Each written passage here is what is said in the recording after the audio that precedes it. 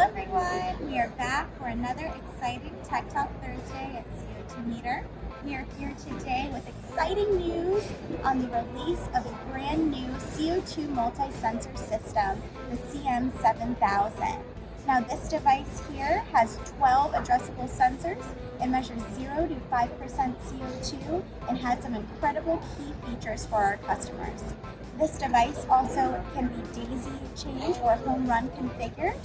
It is utilized in applications such as breweries, restaurants, and agriculture cultivation facilities worldwide.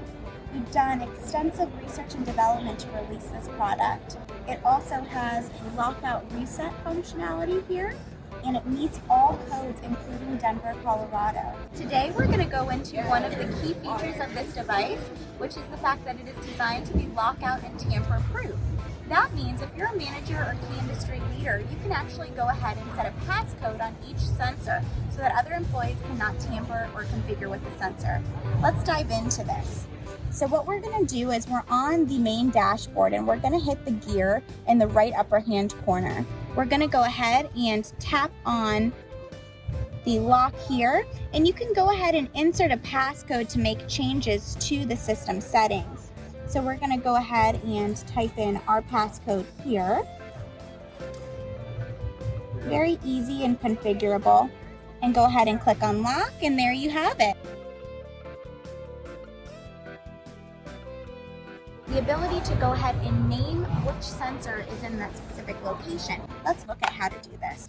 So here we have our sensor dashboard. We have sensor 1 and sensor 2. Now we're going to go ahead and click on sensor 1, and you can see here that we already have named this keg cooler because chances are this sensor is actually mounted near our keg cooler location.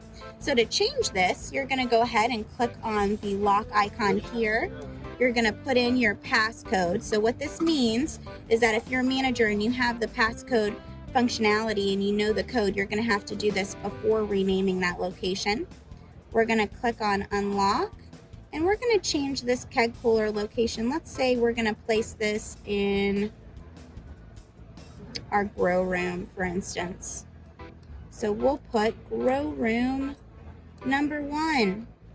And then we're going to go ahead and click this arrow here, and we have renamed this sensor and we're placing that in grow room 1, and we're going to click done, and there you have it. The first question is, how should I install or mount the sensor? Well, common functionalities and codes state that the sensor should be mounted at least 12 inches from the floor, since CO2 tends to fall at the bottom of the floor first, and the horn strobes should be mounted at least 6 feet from each sensor. For more questions, definitely visit our FAQ page on the CM7000. If you're interested in this newest release, subscribe to our newsletter and contact a CO2 sales representative for more information.